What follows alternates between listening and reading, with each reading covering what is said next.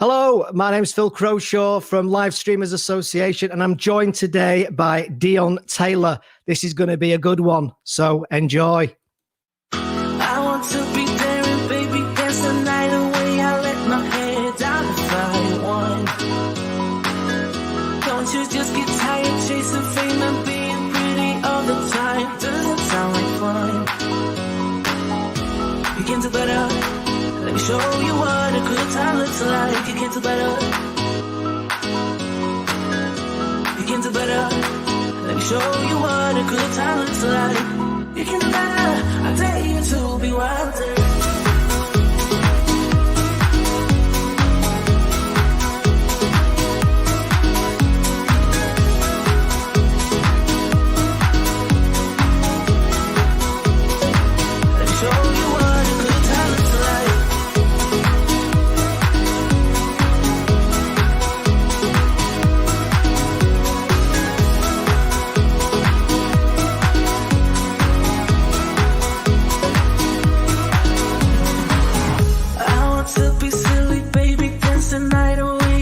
My shoes off if I want.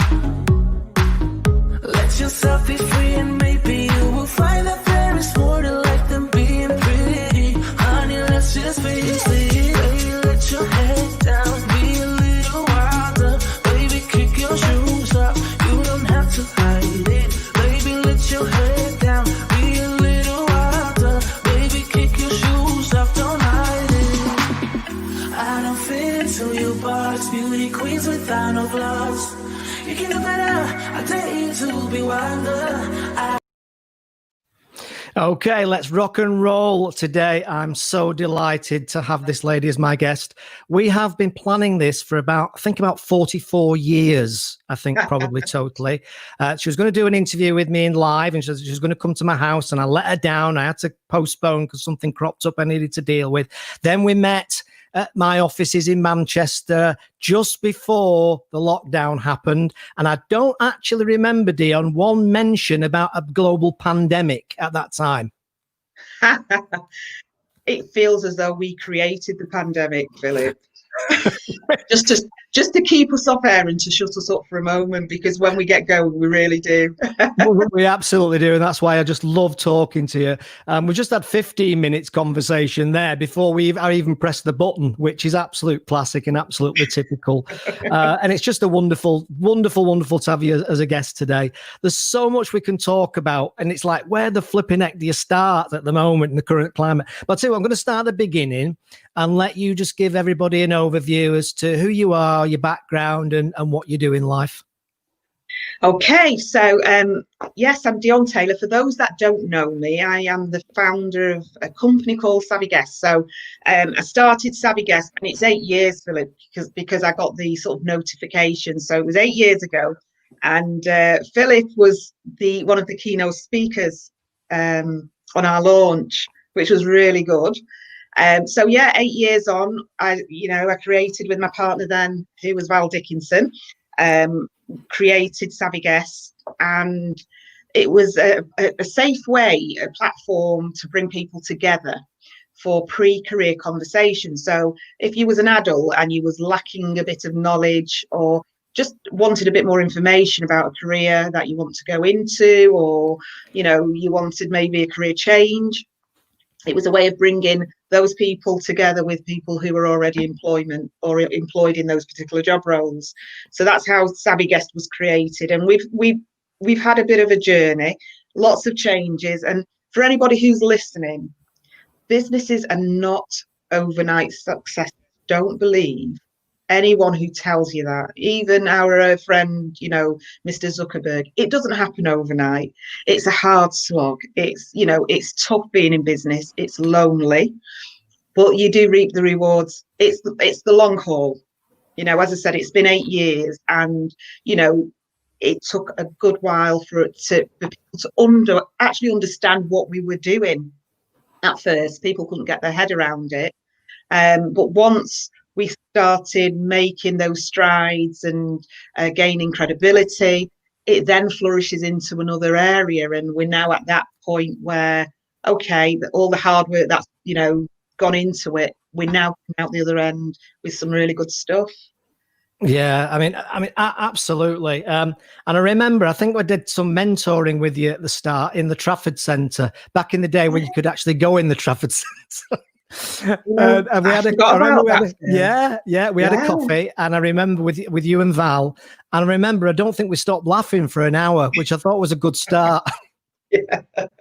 And of course, you've got a travel background as well, haven't you, like me? Yeah. So that was something that was, I remember we talked about. And the other thing you probably don't remember I mentioned was that my grandma's maiden name was Taylor. So I think with all this serendipity, I think it was just meant to be. It's how the stars align. It's how the way the stars align. It is. It absolutely is.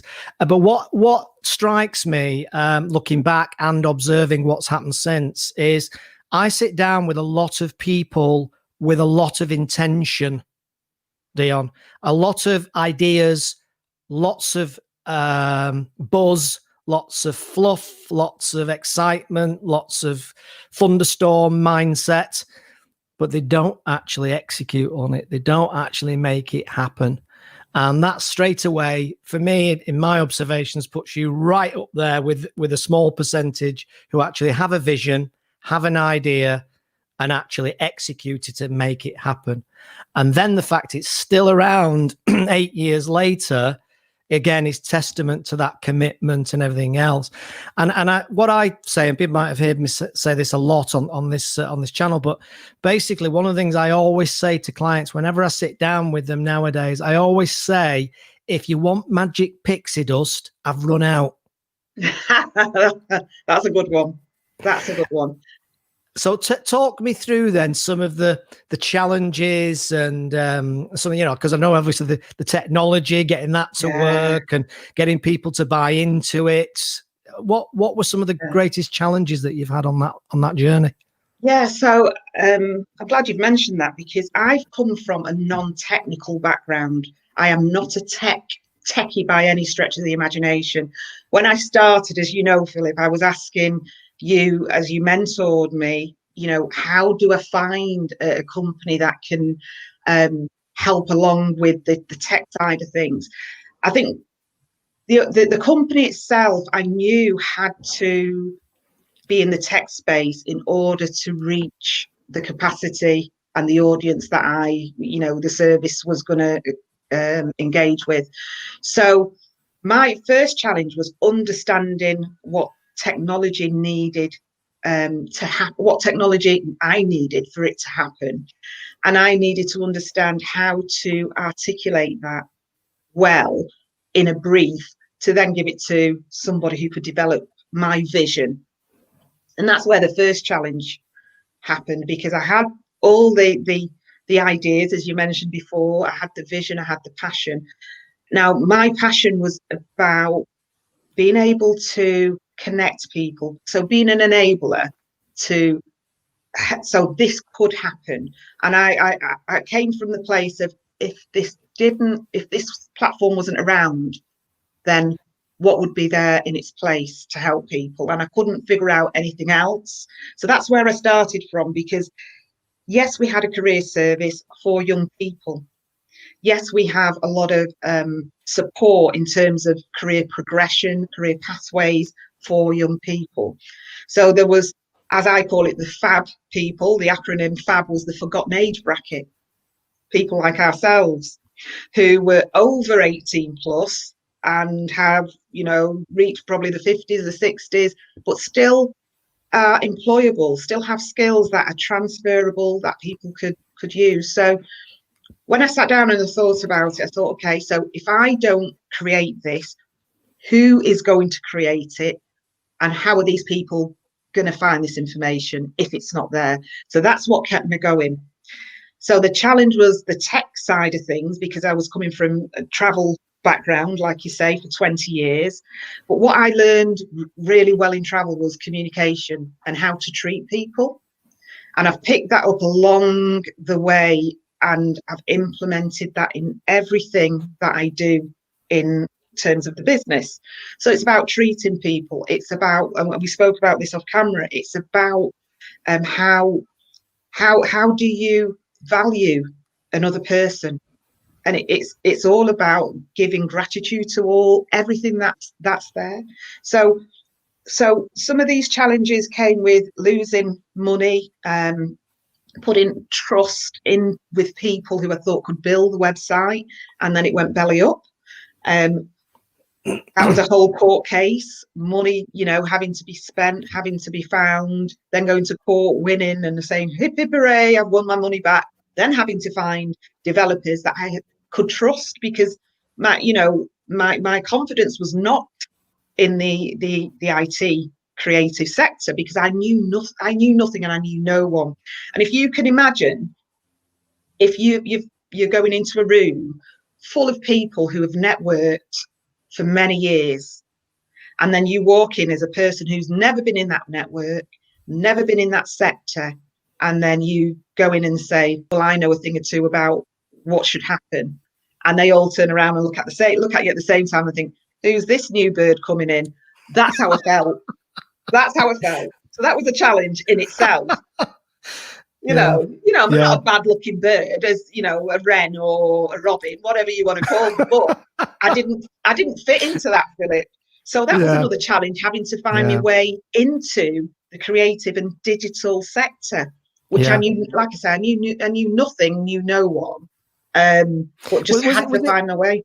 Was it also like what reminds me of is that whole thing where you have a tradesperson comes into your house to, let's say, refit a bathroom, and they do a botched job of it. They disappear off. They don't. Everything's really poor quality. Blah blah. And at that point, then every single tradesperson that comes into your house thereafter is guilty until proved innocent. Yeah. Did it make you jaded about the sector? As in, well, how many of them are like this? It did a bit. I think I then became more aware of what should be happening on a website, how a website should work. So I did a bit of research myself. So if I was meeting someone and they said, using the jargon of whatever the speak was, I kind of understood what they were saying, and then I could question it a bit better before I went in quite blindly. So I think I had to get myself in that space as well, to say, well, if a question is posed, I know a little bit about what I should be, the responses should be, or I can question that response comfortably. And I think I came by that through, to be fair, a company in Tameside, which was Val introduced me to, and they created a cracking website, and they just got it. But it was tough going through the whole losing a lot of money when you haven't got a lot of money, to go through a whole court case. So it's that trust element. But now, people are asking me questions, and I keep saying I'm not a techie. I just run a business that involves tech. When they start asking me about coding and algorithms and how the algorithm works, I am not that tech. I know a little bit about it, but I can't teach you how to code, let's say. But you know a man or woman who can. No, absolutely. Absolutely. Yeah, no, it's absolutely fascinating. So just for those people who've not come across it before, explain exactly how Savvy Guest works, the mechanics of it, if that makes sense, almost like on a bit more of a detailed level. Okay, so what we do, we have individuals, let's say individuals who can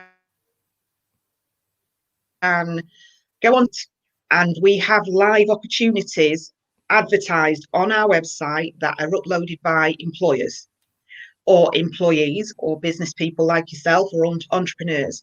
And what they are doing from their end, they're offering their time to have a conversation, we call them pre-career conversations.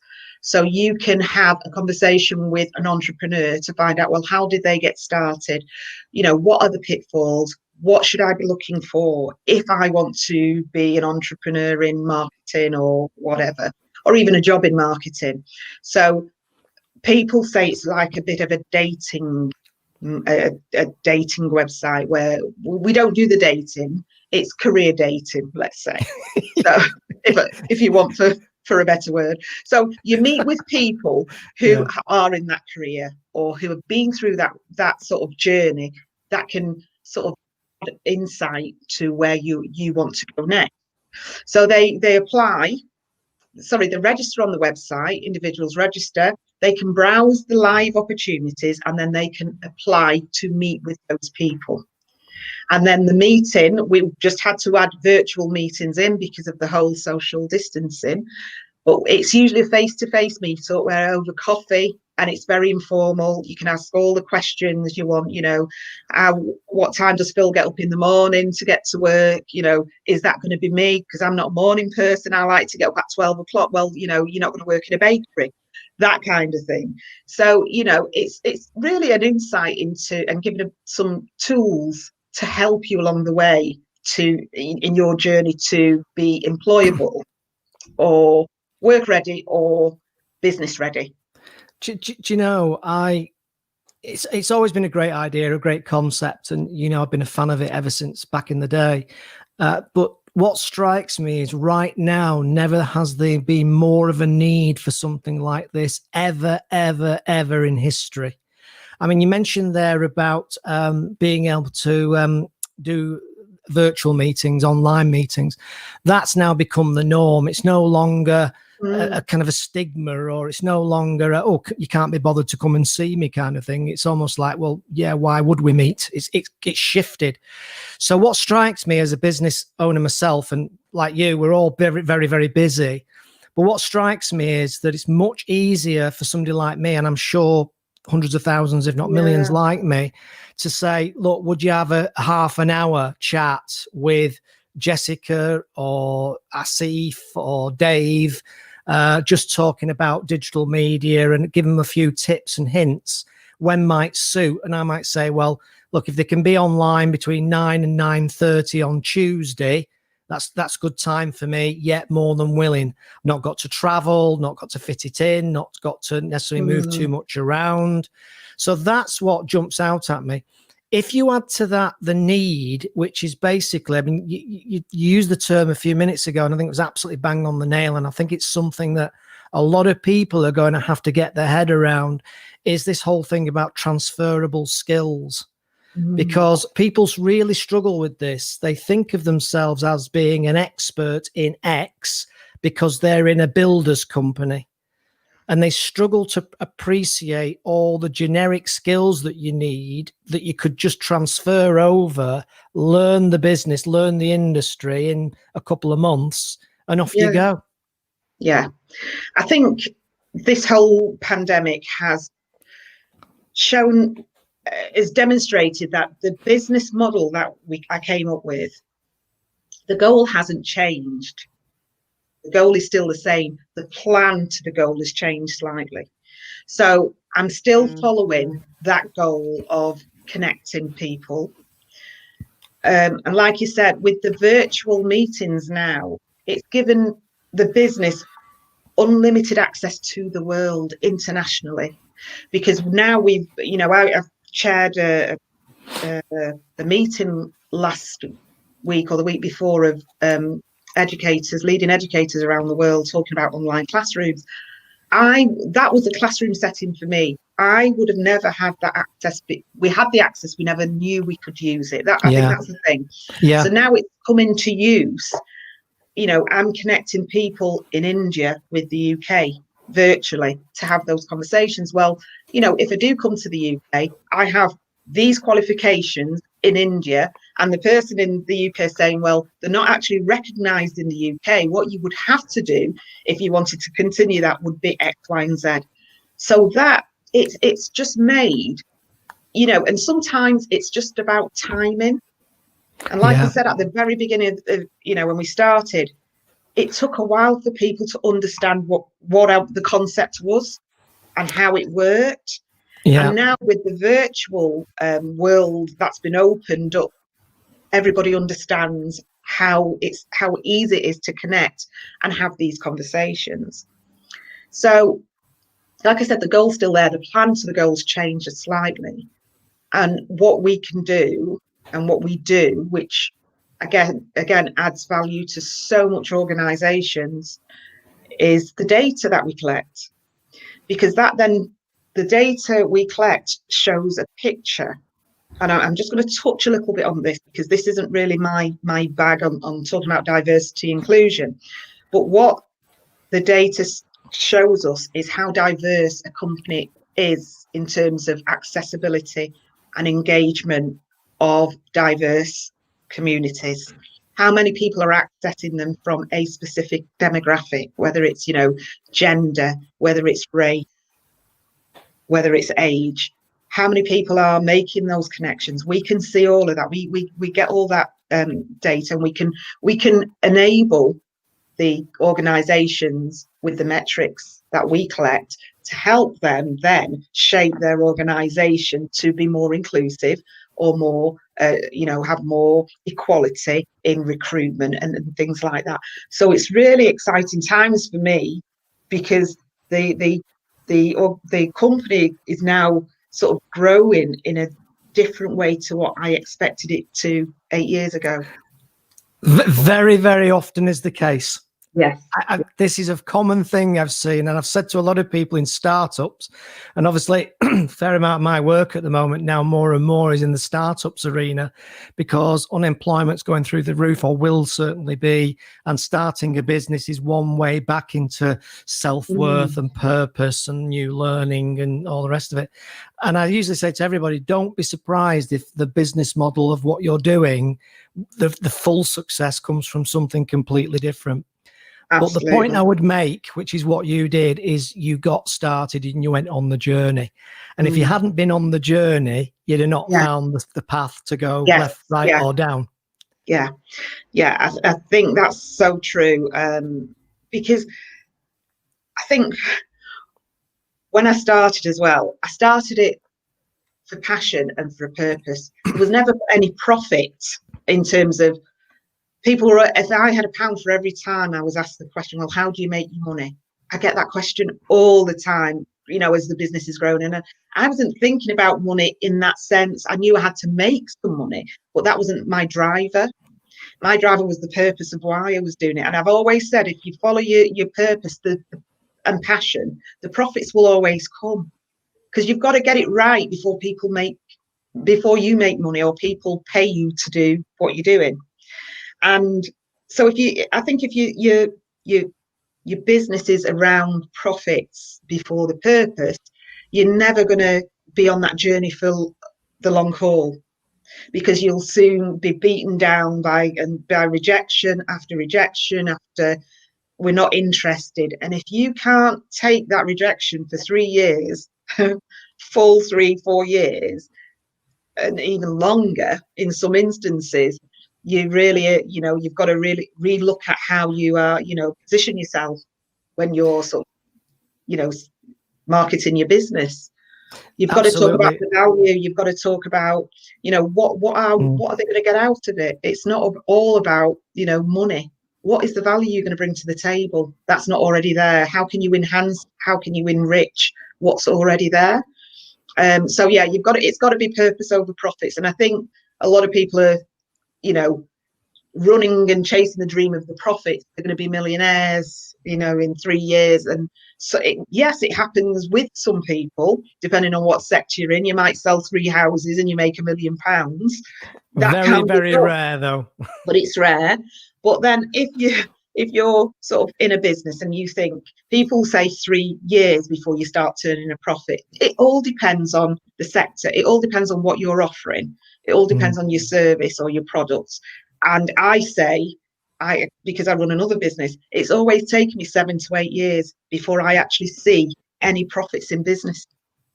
Now, some people will work with that and some people can't, Yeah, absolutely. But I think mainly the main reason for that is actually that we live in a world of instant gratification. And people may have heard me say this on some of these shows before, but that whole, we are used to instant gratification on everything. We want Amazon. What do you mean it's going to take 2 days to get that Amazon parcel to me? I want it in an hour. Us living in the Manchester area can sometimes get them the same day. Yes. And that instant gratification is almost becoming part of our psyche, I think, a lot of the time. And as a result, then we lose patience. So if we're not earning, if we're not Mark Zuckerberg in 18 months, our dreams are shattered. And what's the point?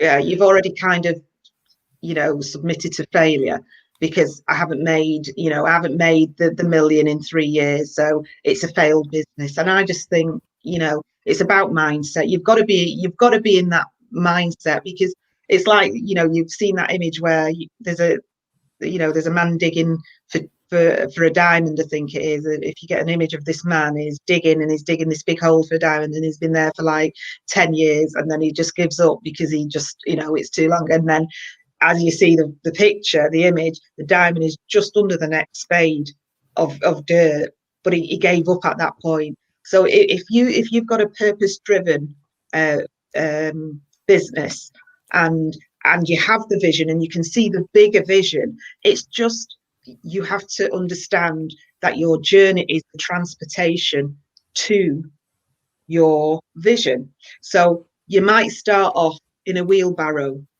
yeah, and then your wheelbarrow becomes the tractor, and then your tractor becomes the lorry, and then your lorry becomes the cargo train.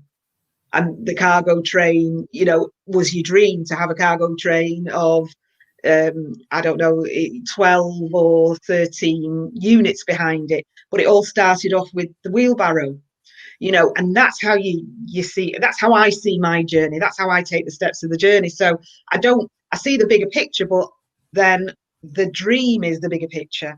And I think I celebrate small successes. So yeah, the website, you know, we had a stage where the website wasn't going to be a website, and when it was a website, it was hip hooray. So I celebrated that, because I'd gone through such a challenge. Yeah, You know, absolutely. and I nearly didn't have a business, because again, it was financially having to find money to pay for another whole website build.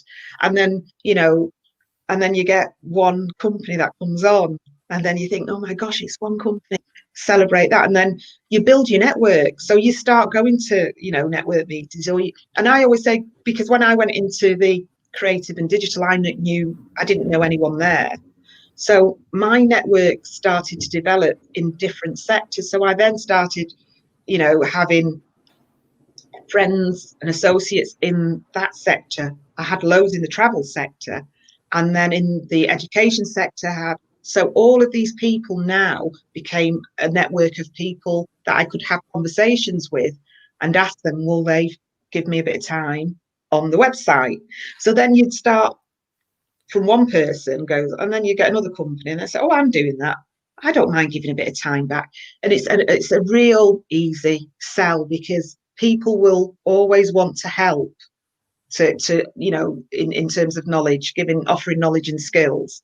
So, you know, I think if you just can take small steps and celebrate them, then as something comes along the way, it's easy. Yeah. Yeah, absolutely. Excuse me. I don't think it's coronavirus. It's just clearing the throat. I better put a mask on. I better put my mask on. Where's my mask? We'll start some fake news. Coronavirus from a live stream with Phil and we live streamed coronavirus. Yeah, exactly.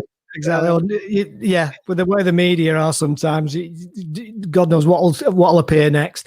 No, I absolutely get what you say, and also I think I was going to ask you that. Funnily enough, and you've kind of all volunteered it. Really, was to what degree has just doing it expanded the enrichment of and the width of your network? How many people have you met that's led to other things just as a result of this? Just is like a stepping stone to other things in terms of even people you know. It's been leverage is so important, because I've met so many people. Just, you know, sometimes it's pinch me moments. How have I got here? You know, I'm sat next to these people thinking, okay, I've seen them on the TV, but I'm actually sat on the table with them now. And, you know, you then people are nominating you for awards, and you think, well, I don't even know who's nominated me, so people are looking. And then I get, something on LinkedIn who, they say, we've been watching you. Well, we've been watching you. I was Creepy, like, though, have you now? Yeah, so you get messages, and you think, okay, what did you see? But it just opened up a whole new world of network, people that I've now met, that I've become really close with in terms of business, talking to people who, I now see them as sort of business mentors, so to speak, people I can bounce ideas off, or, if I'm struggling with anything, I can pick the phone up and I can ask them. Then I got a crazy, like I say, a message on LinkedIn. I thought it was a bit of a spoof, and it was like, we've been watching you, and you're quite influential, and we'd like to, I'd like to nominate you for a global digital ambassador for the World Assessment Council. Wow. And I was like, well, what is it? Who are you? I'm going to check this. I says, it sounds very nice, but I'll have to do a few background checks because I've never heard of them before, which I did. And it took a while for me to really follow up, who had contacted me, who they were as a group, what they stood for, and it was an honorary award. So it's a lifetime award, and I'm a global digital ambassador. Now that hasn't come through just doing what I do in a room, closed windows and closed doors somewhere. That's about me getting out and speaking, meeting, and talking and building my networks. And that's, as a result of that, the leverage then takes you on to higher levels, I guess. All sorts of different things. Absolutely. Yeah. I always say when I'm doing these is one of the things about live streams is the jeopardy that anything can happen, anything can go wrong. So an associate of mine, Tom Marshall of a Captive North, great company, a video production company, has just pointed out that I've got test as the title of this live stream. So it doesn't matter. But Tom, can you hear me? This is not a test. 1, 2, 3. Tom, please respond. It is a live stream. Please respond and let us know it is not a test. Otherwise, Philip has wasted 45 minutes of my time. The good news is it is live and it's working, and I'll change it when it becomes the actual recorded version, obviously, of it. That's fine with me. But there are so many things to think about when you're doing live streams. It's ridiculous, Is the lighting right? Is the microphone working? Is there a buzzing on the line? Is the internet plugged in properly? Does the guest know which buttons to press? So I'm always relieved when they arrive in the holding area. So anyway, just to show you anything can happen. So thanks for that, Tom. I appreciate you pointing that out. And for anybody that's watching this, it's not a test, it's real. But there you go. That's life. And it just proves it's live, I suppose, apart from the clock there as well. Right. Okay, so yeah, brilliant. And now I can't help but think that in the current climate now, with so many people being potentially looking for work and assessing the things that they may want to, or frankly have to do differently in their careers and in their work, it seems to me like Savvy Guest is the perfect vehicle and the perfect tool to be helping people. Plus the fact, if a number of people are looking for new opportunities, looking for new work, looking to start a new business, maybe they've got a little bit of time on their hands, maybe to help guide other people. So I think you just need to get onto Boris, get onto the government and just say, look, government, you need this. Everybody needs this. So come on, invest billions of pounds in it. Not that I know it would impress you. You know what, Philip? I'm on that journey. I would love. I'm not going to say any names, whether it's Boris or Chancellor of the Exchequer, who has all that money. But what I would like to say, that there are organisations out there already, like the National Career Service and the other career services that are working, that could work, in collaboration with what we do. We've already got some, good contracts with adult education services for Manchester, where their learners are coming through Savvy Guest. But yeah, if anyone's listening, and I'm sure they will be listening in Downing Street or in Houses of Parliament, anyone who's listening, please, speak to me, because it is a cracking platform. It's tried and tested. We've got lots of testimonials of how it works really well. And, if anyone's listening, I'd ask them to go and have a look of how one of the recent learners we had, I call them a learner because they came through as a learner, as an adult learner, but they'd worked in the care and social sector for many years, an expert in that sector. However, what she realised was people who had disabilities and illnesses, when they were going on holidays, whether it was UK or abroad, that the facilities were not geared up the suitability of facilities were not geared up for people with disabilities. And what the companies need, the travel companies need, sort of a middle person to say, this is what is required by these people. And she came up with this idea that she wanted to be working travel. And I said, well, you could be that person who then transfers the information to the travel company. So as a person who works in health and social care, she has the expert knowledge of what they need in terms of, the facilities. She then has that information, and then she takes it to the travel company, and the travel company, she then says, this is what they need, because she's got a detailed, report of everything, and she knows what that language is. And then they can make sure that whatever they're sort of selling to the client is going to be matched and suitable for their needs. So the travel companies she would be a travel company specialist in that area. Yeah.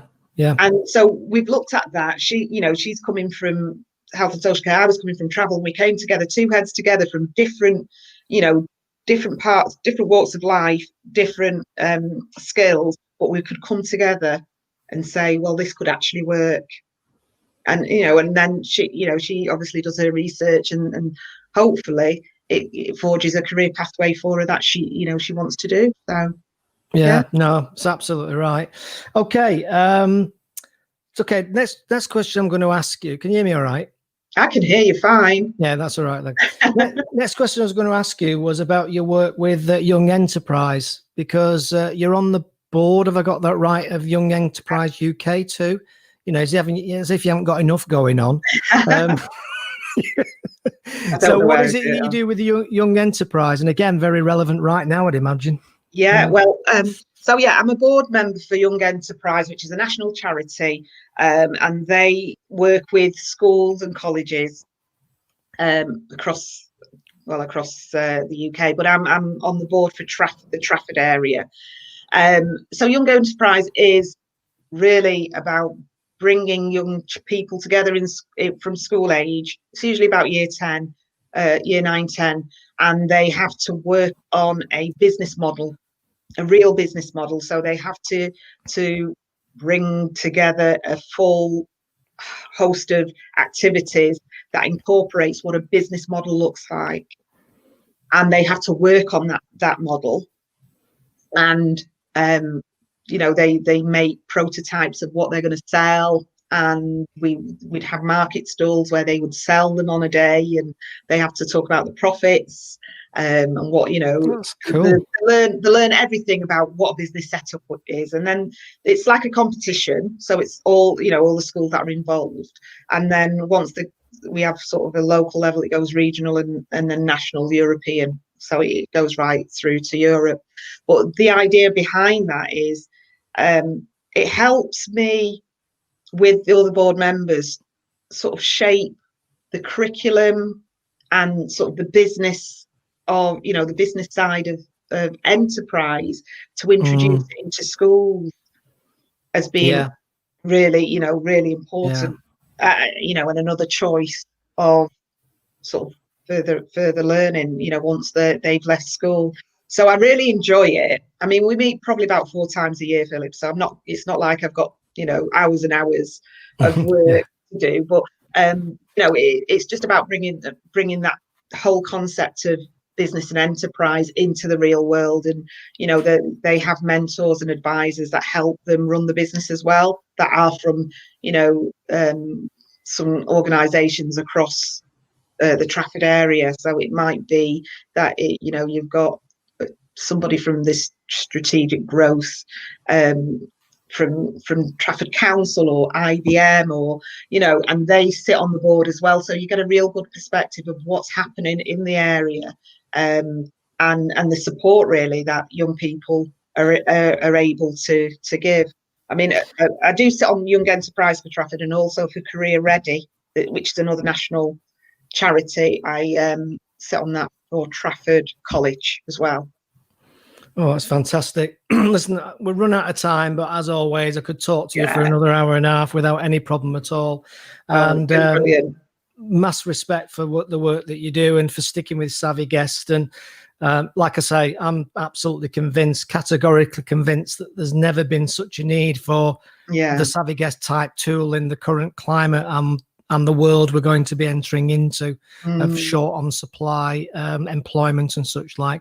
And kids, there's obviously there's just not going to be the same jobs coming out of colleges and schools and universities, and it's going to be a tough gig.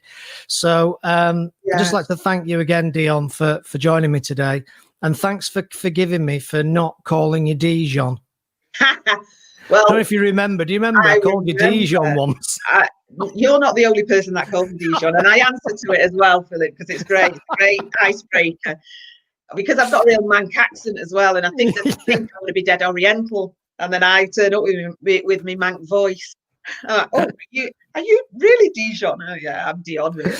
Yeah, but, I think I remember saying to you actually as well, Taylor, which is like a real Lancashire. Yeah. Real Lancashire. Well, I'm a Lancashire girl, aren't I? But it's been lovely to catch up with you, Philip. Really lovely to catch up with you. And like you say, you've been there 8 years ago, and we're here full circle again. So hopefully we can do it in another 8 years. But maybe I've been acquired by them, by the big boys, and we could have this conversation as well. Yeah. Years ago, Philip, life's really good. Well, absolutely. And then in another 10 years when I'm 41. Gosh, please. Actually, talking of ageless, you're flipping ageless. You haven't aged a day. People must say that to you all the time, and it's not a line, by the way. It's the truth. The thing is, I wanted a static photo when I asked you. You did. I've only had to get up and put clothes on today and try and do something with my hair, because nothing's happening in the heat. So I thought, God, Philip, just give me a static photo for once. I love an optimist. You're not, Dijonn, you're not getting away with that. I mean, come on. I've waited for this interview for 8 years. You're not getting away with that. We've got the real person, not the cardboard cutout. We're not having the cardboard cutout. Right, Dijonn, thanks ever so much for joining me today. I hope you're not too warm, because it is a warm day, and I really appreciate your time, and I'm sure I'll hopefully see you in person in the not too distant future. Thanks for joining me. And just before we go then, how do people find out more about Savvy Guests? What's the website? Okay, so you can get to us via www.savvy, which is S for sugar, A, V for Victor, V for Victor, Y Yankee, and guest, GUEST.co.uk. So it's savvyguest.co.uk. Right. Wonderful. Okay. Well, thank you so much, Philip. No, thank you. And I'll speak to you very, very soon. Take care of yourself. Okay. You too. Thank you. Bye for now. Bye.